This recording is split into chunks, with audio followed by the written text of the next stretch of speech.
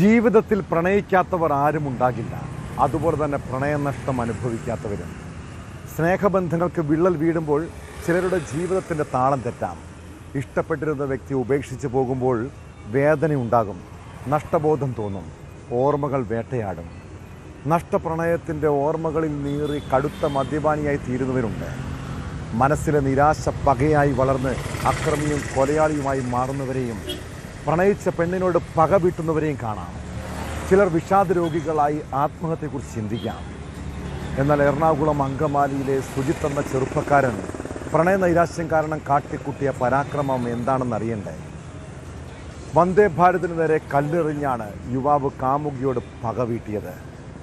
ആ വാർത്തയിലേക്കാണ് police patrol ആദ്യം പോകുന്നത്. സ്വാഗതം.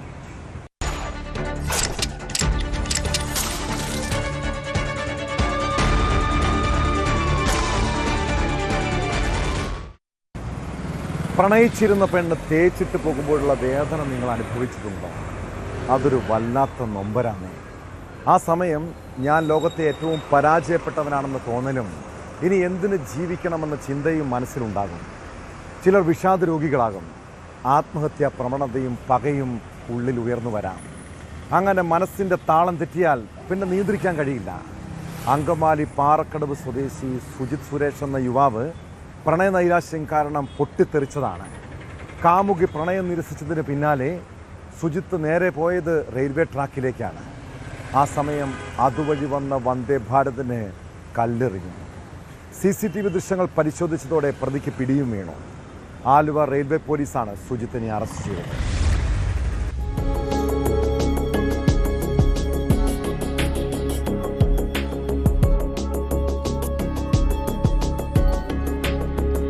വന്ദേ ഭാരത് ട്രെയിനിന്റെ പുറത്തെ CCTV ക്യാമറയിലെ ദൃശ്യങ്ങൾ പരിശോധിച്ചാണ് പ്രതിയെ പിടികൂടിയത്. ഈ മാസം 7-ാം തീയതിയായിരുന്നു സംഭവം. രാവിലെ 7:15 നെടുമ്പാശ്ശേരി വിമാനത്താവളത്തിനടുത്തുള്ള അകപ്പറമ്പ് റെയിൽവേ സ്റ്റേഷന് സമീപത്ത് വെച്ചാണ് വന്ദേ ഭാരതിന് നേരെ കല്ലേറുണ്ടായത്. കാമുകിയുടെ വീടിനടുത്ത് സ്ഥിരമായി ചെല്ലാറുണ്ടായിരുന്ന 19-കാരൻ സുജിത് സുരേഷ് പ്രണയ നൈരാശ്യം മൂലമാണ് കല്ലെറിഞ്ഞതെന്ന് പോലീസിനോട് സമ്മതിച്ചു.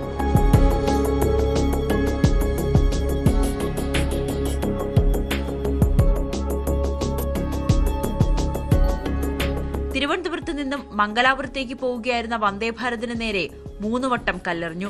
കല്ലേറിൽ ചില്ലുകൾ തകർന്നു. ട്രെയിനിന്റെ മുൻപിലും വശങ്ങളിലെയും CCTV ദൃശ്യങ്ങൾ പരിശോധിച്ചാണ് റെയിൽവേ പോലീസ് ഇയാളെ പിടികൂടിയത്. ഇന്ത്യൻ റെയിൽവേ നിയമം 153 പ്രകാരം ജാമ്യമില്ലാ വകുപ്പ് പ്രകാരമാണ് കേസെടുത്തത്. പ്രതിയുമായി തെളിവെടുപ്പ് നടത്തി.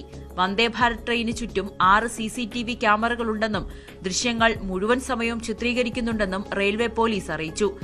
RPF division security commissioner Muhammad ഹനീഫിന്റെ നേതൃത്വത്തിൽ Aluva inspector AP Venu, sub inspector KS Manikandan, VA George, KS Shibu, VH Sarath, KT Devadas എന്നിവരുടെ സംഘമാണ് പ്രതിയെ പിടികൂടിയത്.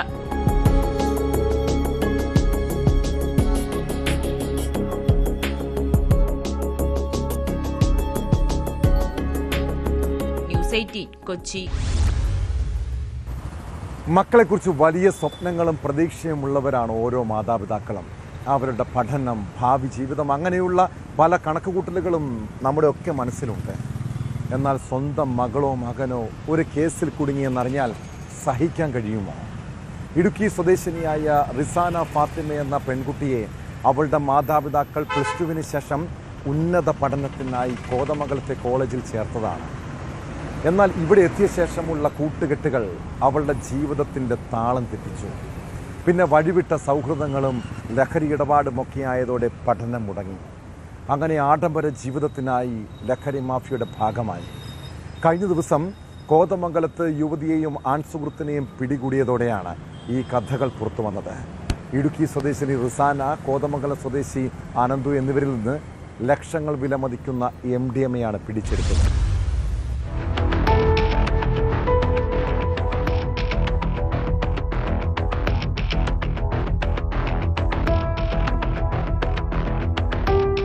നിയമസഭാ തെരഞ്ഞെടുപ്പിന്റെ ഭാഗമായുള്ള സ്പെഷ്യൽ ഡ്രൈവിനോടനുബന്ധിച്ച് കോതമംഗലം ടൗൺ കേന്ദ്രീകരിച്ച് എക്സൈസ് നടത്തിയ പരിശോധനയിലാണ് പെൺകുട്ടിയും സുഹൃത്തും വലയിലായത്. ഇടുക്കി സ്വദേശിനി റിസാന ഫാത്തിമ, കോതമംഗലം സ്വദേശി അനന്തു പ്രസാദ് എന്നിവരിൽ നിന്ന് 37 ഗ്രാം MDMA പിടിച്ചെടുത്തു. ബംഗളൂരുവിൽ നിന്നും കോതമംഗലത്ത് കോളേജ് വിദ്യാർത്ഥികൾക്കിടയിൽ വിൽപ്പനയ്ക്കായി കൊണ്ടുവന്ന രാസലഹരിയാണ് ഇവരിൽ നിന്നും കണ്ടെടുത്തത്. പ്രതികൾ മയക്കുമരുന്ന് ഇടപാടുകൾക്കായി ഉപയോഗിച്ചിരുന്ന 3 മൊബൈൽ ഫോണുകളും കസ്റ്റഡിയിലെടുത്തു.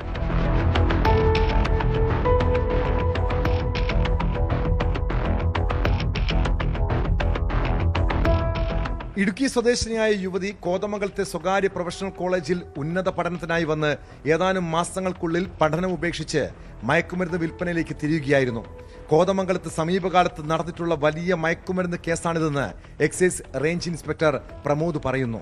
കോളേജ് വിദ്യാർത്ഥിനികളെ കേന്ദ്രീകരിച്ച് അവർക്ക് സിന്തറ്റിക് ഡ്രഗ്സ് കൊടുക്കുന്ന ഒരു ഗ്യാങ് പ്രവർത്തിക്കുന്നുണ്ട് എന്നൊരു വിവരം കിട്ടിയതിൻ്റെ അടിസ്ഥാനത്തിലാണ് നമ്മൾ പരിശോധന നടത്തിയതും ഒരു പെൺകുട്ടിയുടെ നേതൃത്വത്തിൽ ഏതാനും പേര് ചേർന്നാണ് ഇത്തരം ഡ്രഗ്സ് വിതരണം ചെയ്യുന്നതെന്നാണ് നമ്മൾ മനസ്സിലായത്. അതിൻ്റെ അടിസ്ഥാനത്തിൽ നമ്മൾ നമ്മുടെ ഉദ്യോഗസ്ഥർ നിരവധി ദിവസങ്ങളായി നിരീക്ഷിച്ചതിൻ്റെ ഫലമായിട്ടാണ് ഈ പെൺകുട്ടി സിന്തറ്റിക് ഡ്രഗ്സ് വാങ്ങുന്നതിന് വേണ്ടിയിട്ട് ബാംഗ്ലൂരിലേക്ക് പോയിട്ടുണ്ടെന്നൊരു വിവരം നമുക്ക് ലഭിക്കുകയും നമ്മളതിനെ ഫോളോ ചെയ്യുകയും അവർ വന്ന സമയത്ത് നമുക്ക് അവരെ പിടികൂടാൻ സാധിക്കുകയും ചെയ്തിട്ടുണ്ട്. എക്സൈസ് റേഞ്ച് ഇൻസ്പെക്ടർ പ്രമോദിന്റെ നേതൃത്വത്തിൽ നടത്തിയ പരിശോധനയിൽ assistant excise inspector Siddique, preventive officer Shameer, preventive ഓഫീസർമാരായ Razak, Sunil PS, civil excise ഓഫീസർമാരായ ഉബൈസ്, അഖിലേഷ്, വനിതാ സിവിൽ എക്സൈസ് ഓഫീസർ റെൻസി എന്നിവരും പങ്കെടുത്തു.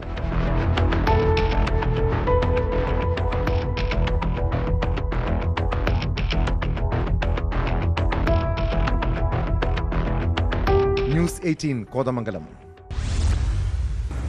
കൊല്ലം അഡീഷണൽ ജില്ലാ സെഷൻസ് കോടതി ഈ പകലേറെ വൈകാരികമായ ചില കാഴ്ചകൾക്ക് സാക്ഷിയായി.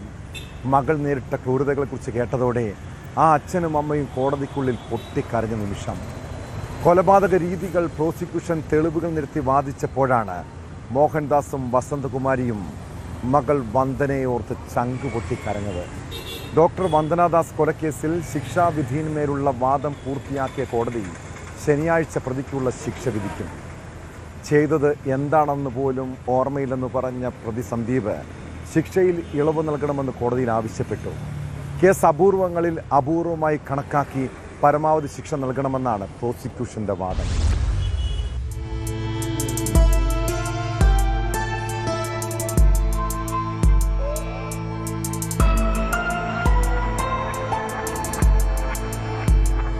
ഡോക്ടർ വന്ദന കൊലക്കേസിൽ ശിക്ഷാവിധി സംബന്ധിച്ച വാദത്തിനിടെയാണ് കോടതിയിൽ നാടകീയ രംഗങ്ങളുണ്ടായത്. ഡോക്ടർ വന്ദന നേരിട്ട ക്രൂരാക്രമണത്തിന്റെ വിശദാംശങ്ങൾ പ്രോസിക്യൂഷൻ കോടതിയിൽ വിശദീകരിക്കുമ്പോൾ വന്ദനയുടെ മാതാപിതാക്കൾ പൊട്ടിക്കരഞ്ഞു. എന്തെങ്കിലും പറയാനുണ്ടോ എന്ന കോടതിയുടെ ചോദ്യത്തിന് താൻ ചെയ്ത കുറ്റം മനഃപൂർവ്വമല്ല എന്നും എന്ത് പ്രായശ്ചിത്തവും ചെയ്യാൻ തയ്യാറാണെന്നുമായിരുന്നു പ്രതി സന്ദീപിന്റെ മറുപടി. അന്ന് സംഭവിച്ചതെന്താണെന്ന് തനിക്ക് തന്നെ വ്യക്തമല്ലെന്നും ശിക്ഷയിൽ ഇളവ് നൽകണമെന്നും സന്ദീപ് ആവശ്യപ്പെട്ടു. പ്രായമായ അമ്മയെ കാണാൻ അവസരം നൽകണമെന്നും പ്രതി കോടതിയോട് അപേക്ഷിച്ചു.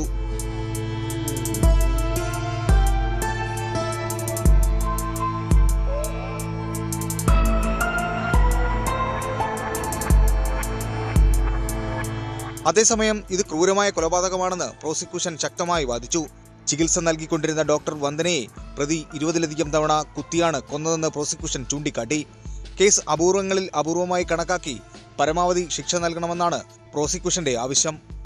ഭാരതത്തിലെ ക്രിമിനൽ കേസുകളുടെ ചരിത്രത്തിൽ തന്നെ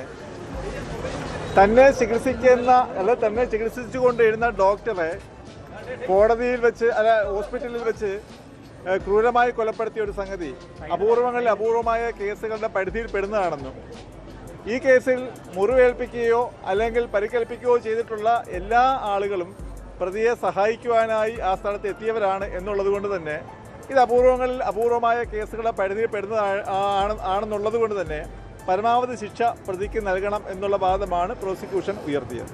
സന്ദീപ് ആശുപത്രിയിലെത്തിയത് കൊലപാതക ഉദ്ദേശത്തോടെയല്ലെന്നും സമനില തെറ്റിയ നിലയിലാണ് ആക്രമണം നടത്തിയതെന്നുമായിരുന്നു പ്രതിഭാഗവാദം. പ്രതിയുടെ മാനസികാവസ്ഥയാണ് സംഭവത്തിന് കാരണം.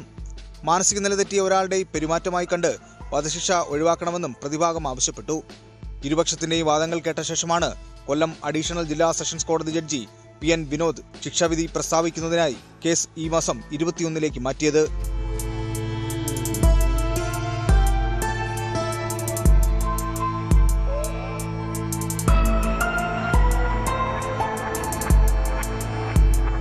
ന്യൂസ് 18 കൊല്ലം.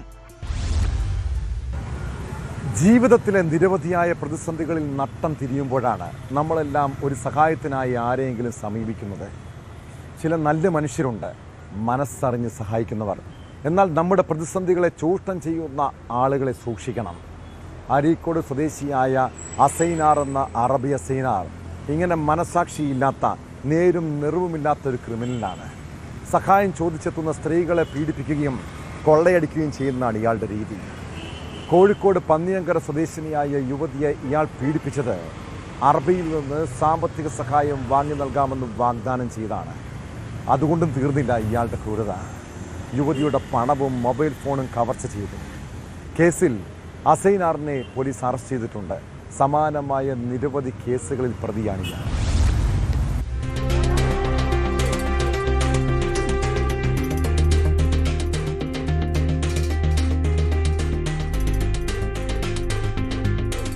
അറബിയിൽ നിന്ന് സഹായം വാങ്ങി നൽകാമെന്ന് പറഞ്ഞ് മുമ്പും ആളുകളെ പറ്റിച്ചിട്ടുള്ളയാളാണ് അരീക്കോട് വടക്കുമുറി സ്വദേശി അസൈനാർ എന്ന അറബി അസൈനാർ. കഴിഞ്ഞ നവംബർ 25-ന് പന്നിയങ്കൽ സ്വദേശിയായ യുവതിയെ പറ്റിച്ച കേസിലാണ് അറസ്റ്റ്. നിലമ്പൂരിലുള്ള ഒരു അറബിയെ പരിചയപ്പെടുത്തി കൊടുക്കാമെന്നും സ്വർണവും മറ്റും വാങ്ങി നൽകാമെന്നും പറഞ്ഞു വിശ്വസിപ്പിച്ച് യുവതിയെ നിലമ്പൂരിലുള്ള ഒരു ലോഡ്ജിലെത്തിച്ചു. ഇവിടെ വെച്ച് പ്രതി യുവതിയെ ലൈംഗികമായി പീഡിപ്പിക്കുകയും മൊബൈൽ ഫോണും 14,500 രൂപയും മോഷ്ടിച്ച് കടന്നുകളയുകയുമായിരുന്നു. യുവതിയുടെ പരാതിയിൽ പന്നിയങ്കര പോലീസ് അറബി കല്യാണവുമായി ബന്ധപ്പെട്ട കേസുകളിലെ പ്രതികളെ കേന്ദ്രീകരിച്ച് അന്വേഷണം നടത്തി. ലോഡ്ജ് പരിസരത്തെ CCTV പരിശോധിച്ചതിൽ നിന്നും സമാനമായ നിരവധി കേസുകൾപ്പെട്ട അറബി അസൈനാറാണ് പ്രതിയെന്ന് മനസ്സിലായി. ഇയാൾ കാസർഗോഡ്, മംഗലാപുരം ഭാഗങ്ങളിൽ ഒളിവിൽ കഴിയുന്നതായി വിവരം ലഭിച്ചതോടെ അവിടെ എത്തി പിടികൂടുകയായിരുന്നു.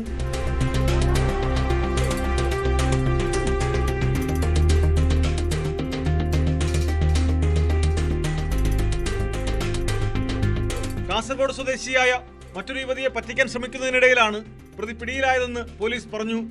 കോഴിക്കോട് കസബ, മഞ്ചേരി, കോട്ടക്കൽ, ഷൊർണൂർ സ്റ്റേഷനുകളിൽ അസൈനാറിനെതിരെ കേസുകളുണ്ട്. മലപ്പുറത്തുള്ള സ്ത്രീയുടെ മകൾക്ക് അറബിയിൽ നിന്ന് സാമ്പത്തികം വാഗ്ദാനം ചെയ്ത് കുട്ടിയുടെ സ്വർണ്ണം ഊരി വാങ്ങി രക്ഷപ്പെട്ട കേസിൽ ജയിലിൽ നിന്നിറങ്ങിയ ശേഷമാണ് വീണ്ടും തട്ടിപ്പ് നടത്തിയത്. കോടതിയിൽ ഹാജരാക്കിയ പ്രതിയെ റിമാൻഡ് ചെയ്തു.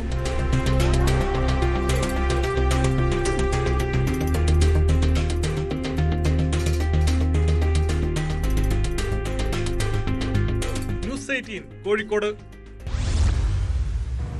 തെരഞ്ഞെടുപ്പ് കാലത്ത് നാട്ടിൽ രാഷ്ട്രീയ സംഘർഷവും വാക്പോരും ഉണ്ടാകുന്നത് സ്വാഭാവികമാണ്. പിന്നീടത് വലിയ ഏറ്റുമുട്ടലിലേക്ക് വഴിമാറാൻ നിസ്സാര പ്രശ്നങ്ങൾ മതി. സമൂഹ മാധ്യമങ്ങളിലൂടെ പ്രചാരണം നടക്കുന്ന ഈ കാലഘട്ടത്തിൽ ഒരു കമൻ്റ് ഇടുന്നത് പോലും സൂക്ഷിച്ചു വേണം കേട്ടോ. പത്തനംതിട്ട പെരിങ്ങരയിൽ CPM പ്രവർത്തകരെ കുത്തിപ്പരിക്കേൽപ്പിച്ചത് ഫേസ്ബുക്ക് പോസ്റ്റിനെ ചൊല്ലിയുള്ള തർക്കത്തിനിടെയാണ്. CPM പ്രവർത്തകരായ വിപിൻ, ജ്യോതിഷ്, സുനിൽ എന്നിവർക്കാണ് പരിക്കേറ്റത്. കേസിൽ പ്രതി പെരിങ്ങര സ്വദേശിയും RSSകാരനുമായ ബിജുവിനെ പോലീസ് കസ്റ്റഡിയിലെടുത്തു.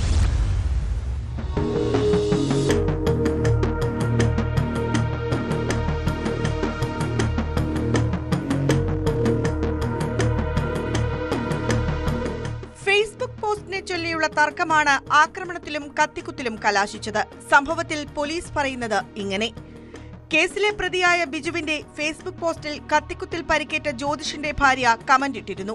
ഇതിന് മറുപടിയായി ബിജു അശ്ലീല കമന്റ് ഇട്ടതാണ് പ്രശ്നങ്ങൾക്ക് തുടക്കം. തുടർന്നുണ്ടായ വാക്കുതർക്കമാണ് ഒടുവിൽ ആക്രമണത്തിൽ കലാശിച്ചത്. വൈകിട്ട് 4 മണിയോടെയായിരുന്നു സംഭവം.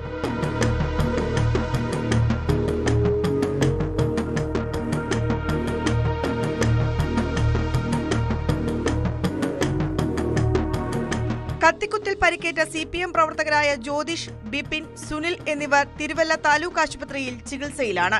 ഇതിൽ ഒരാളുടെ പരിക്ക് ഗുരുതരമാണ്. കേസിൽ പ്രതിയായ ബിജു RSS പ്രവർത്തകനാണ്. രാഷ്ട്രീയമായുള്ള തർക്കവും ഗൂഢാലോചനയുമാണ് ആക്രമണത്തിന് പിന്നിൽ എന്നാണ് CPMന്റെ ആരോപണം.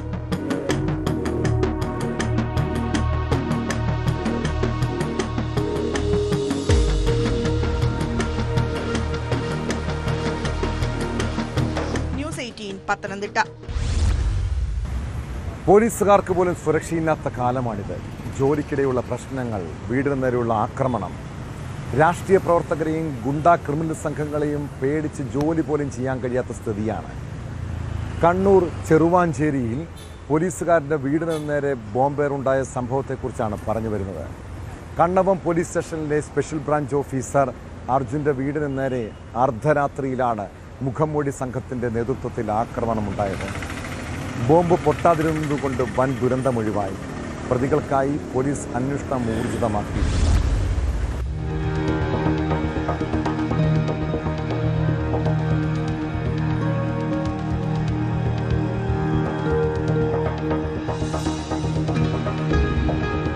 കണ്ണവം സ്റ്റേഷനിലെ സ്പെഷ്യൽ ബ്രാഞ്ച് ഓഫീസർ UP അർജുന്റെ ചെറുവാഞ്ചേരി പൂവത്തൂരിലെ വീടിന് നേരെയാണ് ബോംബെറിഞ്ഞത്. കഴിഞ്ഞ ദിവസം രാത്രി 12:40 സംഭവം. വീടിന്റെ വരാന്തയിലാണ് ബോംബ് വീണത്. സംഭവ സമയം അർജുനും ഭാര്യയും മക്കളും വീട്ടിലുണ്ടായിരുന്നു. ബൈക്കിലെത്തിയ 2 അംഗ സംഘമാണ് ബോംബെറിഞ്ഞതെന്നാണ് സംശയിക്കുന്നത്. മുഖംമൂടി ധരിച്ച് നമ്പർ പ്ലേറ്റ് മറച്ച ബൈക്കിൽ 2 പേർ പോയതായാണ് പോലീസിന് ലഭിച്ച വിവരം.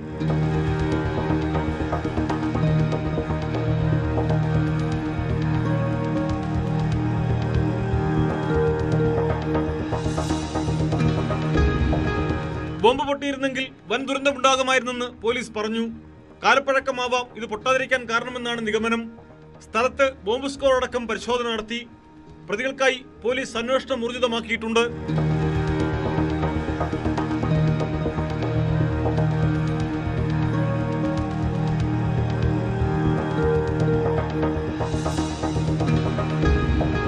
ന്യൂസ് 18 കണ്ണൂർ. ക്രിമിനലുകളും ലഹരി മാഫിയയും അഴിഞ്ഞാടുന്ന കേരളത്തിൽ ക്രമസമാധാന നില തകർന്ന അവസ്ഥയാണ്. ബോംബും തോക്കുമൊക്കെയായി ക്രിമിനൽ സംഘങ്ങൾ ഭീകരാന്തരീക്ഷത്തിലെത്തുകയാണ്. മൂവാറ്റുപുഴയും യൂസ്ഡ് കാർ ഷോറൂമിനും ബേക്കറിക്കും നേരെ പെട്രോൾ ബോംബറുണ്ടായത് കഴിഞ്ഞ പുലർച്ചെയാണ്. നഗരത്തിൽ പ്രവർത്തിക്കുന്ന യൂസ്ഡ് കാർ ഷോറൂമിന് നേരെ 2 തവണയാണ് ആക്രമണമുണ്ടായത്. പ്രതിയുടെ ദൃശ്യങ്ങൾ CCTVയിൽ പതിഞ്ഞിട്ടുണ്ട്. ആക്രമിയെ തിരിച്ചറിഞ്ഞെങ്കിലും ആക്രമണത്തിൻ്റെ കാരണം വ്യക്തമല്ല.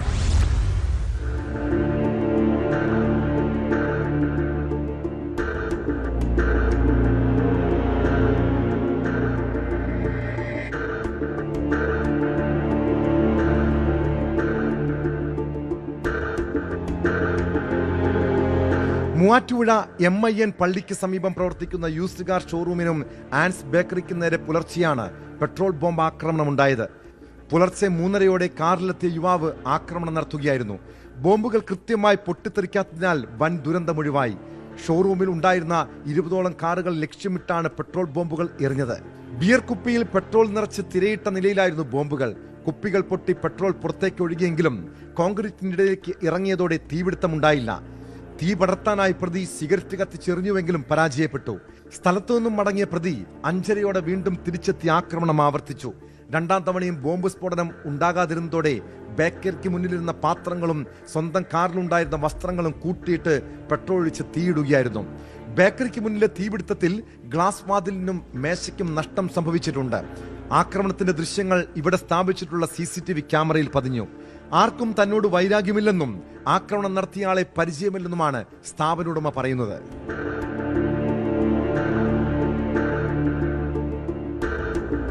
അതായത് രാവിലെ ഒരു 3:30 ആയപ്പോഴത്തേക്കും ഒരാൾ ഇതിലമ്പഴി നടന്നു വന്നിട്ട് നമ്മുടെ ഈ ഷോറൂമിനുള്ളിലേക്ക് പെട്രോള് ബീറിൻ്റെ കുപ്പിക്കകത്ത് പെട്രോൾ ഫില്ല് ചെയ്ത് തുണി ഇട്ടിട്ട് അതിൽ കത്തിച്ച് അകത്തേക്ക് എറിഞ്ഞു. 3 കുപ്പി എറിഞ്ഞു. അത് കഴിഞ്ഞപ്പോഴത്തേക്ക് ഇത് കത്തണില്ലാന്ന് കണ്ടോടി പുള്ളി സൈഡിലേക്ക് മാറി. രണ്ടാമത് വീണ്ടും നമ്മുടെ പ്ലാസ്റ്റിക് കുപ്പിക്കകത്ത് പെട്രോൾ എടുത്തുകൊണ്ട് വന്നിട്ട് വീണ്ടും അദ്ദേഹം ഇത് ഉള്ളിലേക്കിട്ട് എറിയുകയും അതുപോലെ ഉള്ളിൽ കയറി കത്തിക്കാൻ ശ്രമിക്കുകയും ചെയ്തു. ആ കൂട്ടത്തിൽ തന്നെ പുള്ളി ഉള്ളിലേക്ക് കയറി കഴിഞ്ഞപ്പോഴത്തേക്ക് പുള്ളി ഉള്ളിലേക്ക് കയറി ഈ സൈഡിൽ നിന്ന് ഇങ്ങനെ പോയി കവർ ചെയ്ത് അവിടം വരെ പെട്രോൾ ഒഴിക്കുകയും അത് കത്തിക്കാൻ ശ്രമിക്കുകയും ചെയ്തു. പക്ഷേ കത്തണില്ലായിരുന്നു. അതായത് ഫ്ലോറിൻ്റെ ഒരു ഇത് വെച്ചത് പെട്രോൾ പെട്ടെന്ന് ഡിസ്ലോക്കേറ്റ് ആയി പോയതുകൊണ്ട് അത് കത്തണില്ലായിരുന്നു. രണ്ടാമത് പുള്ളി വീണ്ടും കടയുടെ ഫ്രണ്ടിലിട്ട് പെട്രോൾ ഒഴിച്ച് അവിടെ കത്തിച്ചു. അവിടെ കത്തിയോട് പുള്ളി പേടിച്ച് പുറകിലേക്ക് മാറി. സ്ഥാപന ഉടമയായ അജീത് ചാക്കോയുടെ വീട് ഷോറൂമിന് തൊട്ടടുത്താണ്.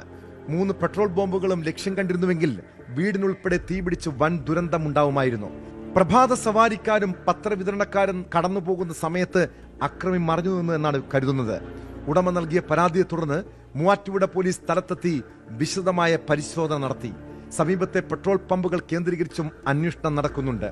പ്രതിയെക്കുറിച്ച് പോലീസിന് കൃത്യമായ വിവരം ലഭിച്ചിട്ടില്ലെന്നാണ് സൂചന.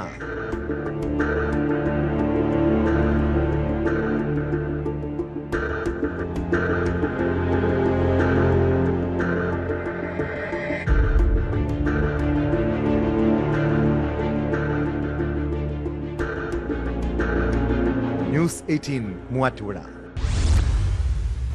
സ്വന്തം വീട്ടിൽ ഒന്നിച്ച് താമസിക്കുന്ന അളിയനെ കള്ളക്കേസിൽ കുടുക്കാനുള്ള പദ്ധതി. അതിനായി മകളുടെ സ്വർണ്ണാഭരണവും പണവും കവർന്ന ശേഷമുള്ള നാടകം. എന്നാൽ പോലീസ് എത്തി പരിശോധിച്ചതോടെ കള്ളൻ കപ്പലിൽ തന്നെ. തിരുവനന്തപുരം വെങ്ങാനൂരിലെ വീട്ടിൽ നടന്ന കവർച്ചയിലാണ് നിർണായകമായ വഴിത്തിരിവ്. 7 പവൻ്റെ സ്വർണ്ണാഭരണങ്ങളും 15,000 രൂപയും മോഷ്ടിച്ച ശേഷം പോലീസിൽ പരാതി നൽകിയ കേസിൽ വീട്ടുടമയെ അറസ്റ്റ് ചെയ്തു. വെങ്ങാനൂർ സ്വദേശി മനോജിന് ബന്ധുവിനോടുണ്ടായ പകയാണ് ഈ കവർച്ചാ നാടകത്തിലേക്ക് വഴിവെച്ചത്.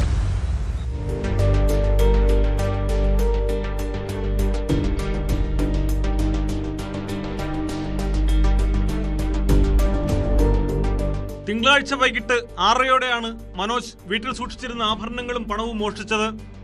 തുടർന്ന് വീടിന്റെ പിൻവാതിൽ തുറന്നിടുകയും വൈദ്യുതിയിൽ പ്രവർത്തിക്കുന്ന കട്ടർ ഉപയോഗിച്ച് ജനാലയുടെ കമ്പികൾ മുറിച്ചു മാറ്റുകയും ചെയ്തു. പിന്നീട് ഓട്ടോറിക്ഷ ഓടിക്കാൻ പോയ ഇയാൾ കട്ടച്ചൽ കുഴിക്ക് സമീപം മീൻ വിൽക്കുന്ന ഭാര്യയെ ഓട്ടോറിക്ഷയിൽ കയറ്റി വീട്ടിൽ തിരിച്ചെത്തി. വാതിൽ തുറന്നിട്ടിരിക്കുന്നതും ജനാലക്കമ്പികൾ മുറിച്ചിരിക്കുന്നതും കണ്ട് ഭാര്യയ്ക്കൊപ്പം ബഹളം വയ്ക്കുകയും പോലീസിനെ അറിയിക്കുകയും ചെയ്തു. പോലീസ് നടത്തിയ വിശദമായ അന്വേഷണത്തിലാണ് കവർച്ചാ നാടകം പൊളിഞ്ഞത്.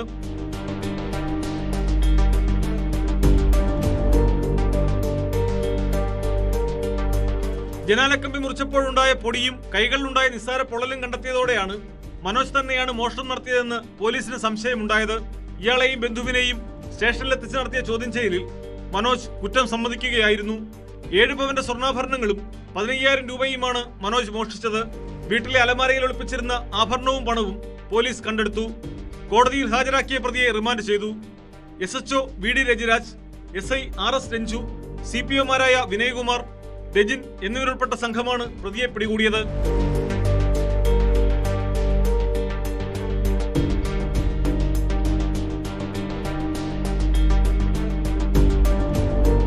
ന്യൂസ് 18 നെയ്യാറ്റിൻകര. കവർച്ച ലക്ഷ്യമിട്ട് നിരവധി നാടോടി സ്ത്രീകൾ കേരളത്തിലേക്ക് എത്തിയിട്ടുണ്ട്. ബസ്സുകളും തിരക്കേറിയ സ്ഥലങ്ങളിലും തമ്പടിച്ചാണ് മോഷണം. പത്തനംതിട്ട അടൂരിൽ സ്വകാര്യ ബസ്സിൽ യാത്ര ചെയ്ത വയോധികയുടെ ബാഗിൽ നിന്ന് 5 പവൻ്റെ സ്വർണ്ണാഭരണങ്ങൾ കവർന്നത് തമിഴ്നാട് സ്വദേശികളായ സ്ത്രീകളാണ്. കേസിൽ 3 പേരെ പോലീസ് അറസ്റ്റ് ചെയ്തു. ബസ്സിൽ നിന്നിറങ്ങിയ വയോധിക മറ്റൊരു വാഹനത്തിൽ മോഷ്ടാക്കൾ സഞ്ചരിച്ച വാഹനത്തെ പിന്തുടർന്നെത്തി നാട്ടുകാരുടെ സഹായത്തോടെയാണ് പ്രതികളെ പൊക്കിയത്.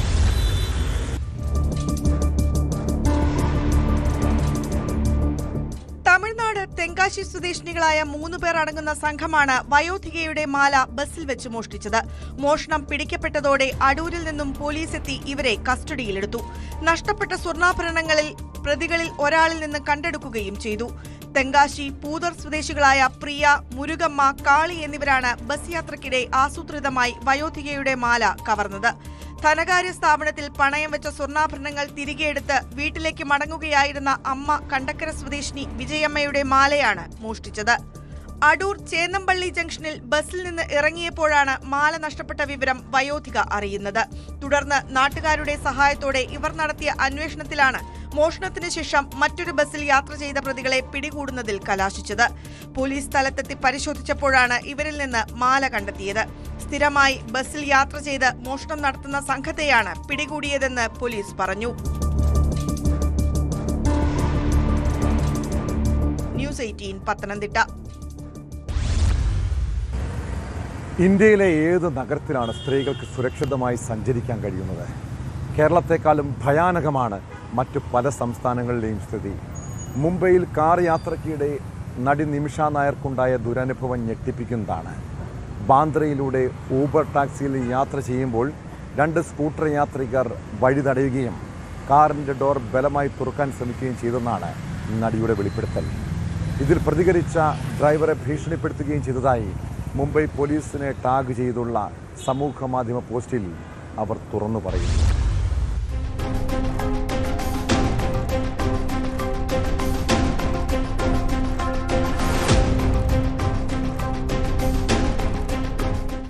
ബാന്ദ്ര ഈസ്റ്റിൽ വെച്ചാണ് സംഭവമുണ്ടായതെന്ന് നിമിഷയുടെ കുറിപ്പിൽ പറയുന്നു. ടാക്സിയിൽ സഞ്ചരിക്കവേ ഡ്രൈവർ ഒരു സ്കൂട്ടറിനെ മറികടന്നു. ഇതോടെ സ്കൂട്ടറിലുണ്ടായിരുന്ന രണ്ടുപേരും നിമിഷ സഞ്ചരിച്ച ടാക്സിയെ പിന്തുടരാൻ തുടങ്ങി. പുലർച്ചെ 4:30യോടെയാണ് സംഭവമെന്ന് നിമിഷ പറയുന്നു. തുടർന്ന് നോൺ സ്റ്റോപ്പ് ഹൈവേയിൽ വെച്ച് അവർ വാഹനം തടഞ്ഞു. ഹൈവേയുടെ നടുവിൽ കാറിന് മുന്നിൽ സ്കൂട്ടർ നിർത്തി ഡ്രൈവറെ ഭീഷണിപ്പെടുത്തി. ബലമായി കാറിന്റെ വാതിൽ തുറക്കാൻ ശ്രമിക്കുകയും തന്നോട് വിൻഡോ ഗ്ലാസ് താഴ്ത്താൻ ആവശ്യപ്പെടുകയും ചെയ്തതായും നിമിഷ വ്യക്തമാക്കി. Please stop it. Please stop it. हाँ खाली पीली बस. अरे भाई सॉरी यार.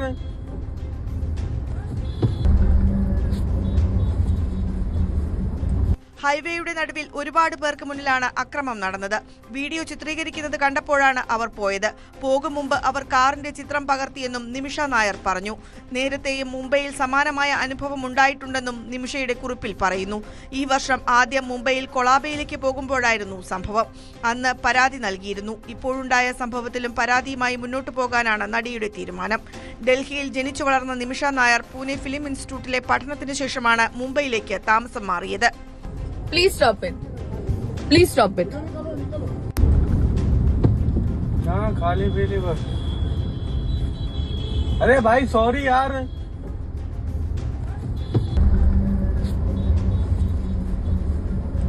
ന്യൂസ് 18 മുംബൈ.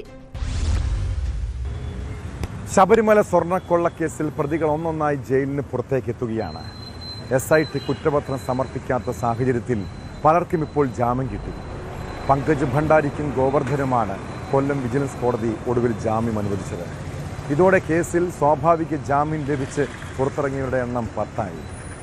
ദേവസ്വം ബോർഡ് മുൻ അംഗങ്ങളായ N വിജയകുമാറും KP ശങ്കരദാസും മാത്രമാണ് ഇപ്പോഴും ജയിലിൽ കഴിയുന്നത്.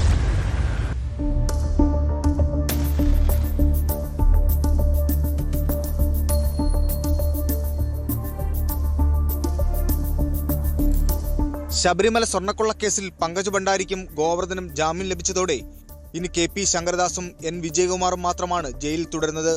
മുഖ്യപ്രതി ഉണ്ണികൃഷ്ണൻ പോറ്റി ഉൾപ്പെടെ 10 പ്രതികൾ ഇതിനകം ജാമ്യത്തിൽ പുറത്തിറങ്ങി. അറസ്റ്റിന് ശേഷം 90 ദിവസത്തിനകം കുറ്റപത്രം സമർപ്പിക്കാത്ത സാഹചര്യത്തിൽ നിയമപരമായി ലഭിക്കുന്ന സ്വാഭാവിക ജാമ്യമാണ് ഇവർക്ക് അനുവദിച്ചത്. ശബരിമലയിൽ നിന്ന് കടത്തിയ സ്വർണം ചെന്നൈയിലെ സ്മാർട്ട് ക്രിയേഷൻസ് എന്ന സ്ഥാപനത്തിലെത്തിച്ച് വേർതിരിച്ചുവെന്നാണ് കണ്ടെത്തൽ. തുടർന്ന് ഇടനിലക്കാരൻ വഴി സ്വർണം ഗോവർദ്ധന് കൈമാറിയതായും കണ്ടെത്തിയിരുന്നു. ഇതിനെ തുടർന്നാണ് സ്വർണ്ണ വ്യാപാരി ഗോവർദ്ധനും സ്മാർട്ട് ക്രിയേഷൻസ് CEO പങ്കജ് ഭണ്ഡാരിയും അറസ്റ്റിലായത്. കുറ്റപത്രം സമർപ്പിക്കാൻ അന്വേഷണ സംഘം വൈകിയതോടെയാണ് ഇവർക്കും സ്വാഭാവിക ജാമ്യം ലഭിച്ചത്. ദേവസ്വം ബോർഡ് മുന്നംഗങ്ങളായ N വിജയകുമാറും KP ശങ്കരദാസുമാണ് ഇനി ജയിലിൽ തുടരുന്നത്. ഇവർക്കും വരും ദിവസങ്ങളിൽ സ്വാഭാവിക ജാമ്യം ലഭിക്കാനാണ് സാധ്യത.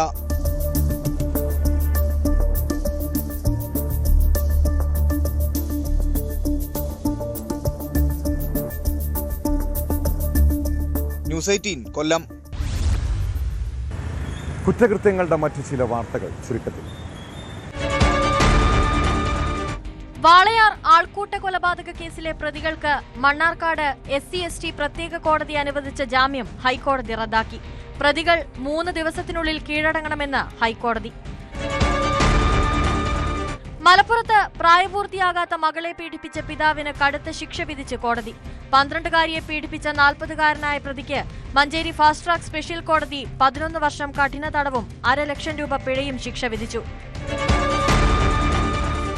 ബംഗളൂരു സ്വദേശിയായ 21കാരിയെ ലൈംഗികമായി പീഡിപ്പിച്ചെന്ന കേസിൽ രാഹുൽ മാങ്കൂട്ടത്തിൽ MLAയുടെ മുൻകൂർ ജാമ്യം റദ്ദാക്കണമെന്നാവശ്യപ്പെട്ട് പോലീസ് സമർപ്പിച്ച ഹർജി ഹൈക്കോടതി തള്ളി. തിരുവനന്തപുരം 1ാം ക്ലാസ് ജുഡീഷ്യൽ മജിസ്ട്രേറ്റ് കോടതിയാണ് ഹർജി തള്ളിയത്. നമ്മുടെ ചുറ്റുപാട് മുന്നു നോക്കിയാൽ പല രീതിയിൽ സ്വഭാവ വൈകൃതമുള്ളവരെ കാണാം. ഒട്ടേറെ പേരെ പ്രണയിക്കും, നിരവധി ആളുകളുടെ സ്നേഹം ആഗ്രഹിക്കുന്നു. എന്നാൽ ഒന്നിനോടും തൃപ്തി ഉണ്ടാകില്ല. അങ്ങനെ വീണ്ടും വീണ്ടും സ്നേഹം തേടിയുള്ള യാത്രയാണ്. ആ യാത്രക്കിടെ പലരെയും കണ്ടുമുട്ടാം, അവരുമായി സൗഹൃദം കൂടാം. അടുത്തിടെ ഇങ്ങനെയൊരു സ്ത്രീയെക്കുറിച്ച് കേൾക്കാൻ കഴിഞ്ഞു. അവർക്ക് കുടുംബമുണ്ട്, മക്കളുണ്ട്, മികച്ച ജോലിയും സാമ്പത്തിക ശേഷിയും ഒക്കെ ഉണ്ട്. ഇവരുമായി വിവാഹേതര ബന്ധമുണ്ടായിരുന്ന ഒരു യുവാവാണ് ഈ കഥ പറഞ്ഞത്.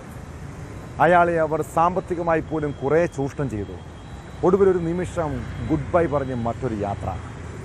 ആ ചെറുപ്പക്കാരൻ ചങ്കുപൊട്ടുന്ന വേദനയോടെയാണ് തനിക്കുണ്ടായ ദുരനുഭവത്തെക്കുറിച്ച് വിവരിച്ചത്.